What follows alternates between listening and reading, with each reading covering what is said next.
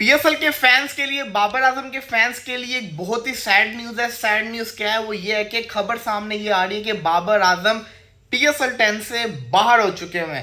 PSL 10 की मैं बात कर रहा हूँ, मतलब कि अभी पिशावर के 2 मैचेस पड़े हैं। अगर क्वालिफाई करता है तो मैक्सिमम जिसको कहते हैं ना 3 मैचेस और खेलेगा।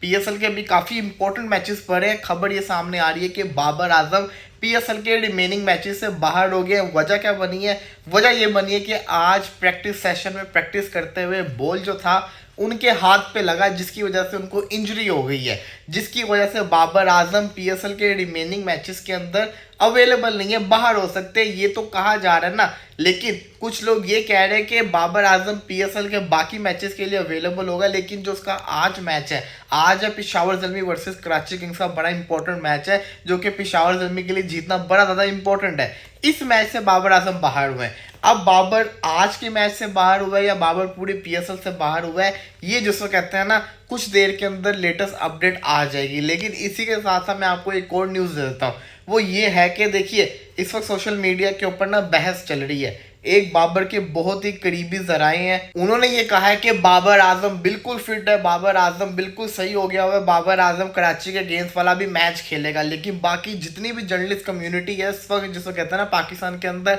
वो सारे एक ही चीज़ कह रहे हैं, बाबर को नज़र लग गई, बाबर जिसको कहते हैं ना नुकसान हो गया, पिशावर ज़ल्मी के लिए मसला हो गया, पीएसएल के लिए मसला हो गया, बाबर अवेलेबल नहीं है, बाबर को इंजरी हो गई, बाबर कराची वाला मैच नहीं खेलेगा, बाबर बाकी पीएसएल के मैचेस के लिए अवेलेबल होगा। तो बाबर अब अवेलेबल होगा या नहीं होगा, हमने भी काफ़ी पता करने की कोशिश की, लेकिन आपको पता ही है इस वक्त रात के 3 बज रहे हैं। तो जो जराए होते हैं वो भी इस वक्त सारे के सारे सोए होंगे या बिजी होंगे, किसी को डिस्टर्ब करने वाली बात होती है। तो जैसे ही सुबह होगी, ये जिसको कहते हैं ना, पूरी की पूरी लेटेस्ट अपडेट पता चल जाएगी कि बाबर आजम को आखिर हुआ तो हुआ क्या। देखिए, आपको ये समझना पड़ना है, बगैर बाबर आजम के पीएसएल आपकी वेस्ट है। मैं सच्ची बता रहा हूँ।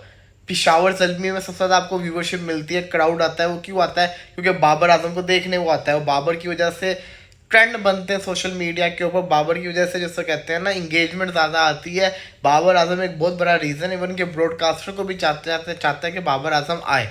तो ऐसी जो खबर होगी ना, पीएसएल के लिए बड़ी बैड होगी। तो पीसीबी भी चाहेगा, पीएसएल की मैनेजमेंट भी चाहेगी कि लोगों तक खबर ये ना आए।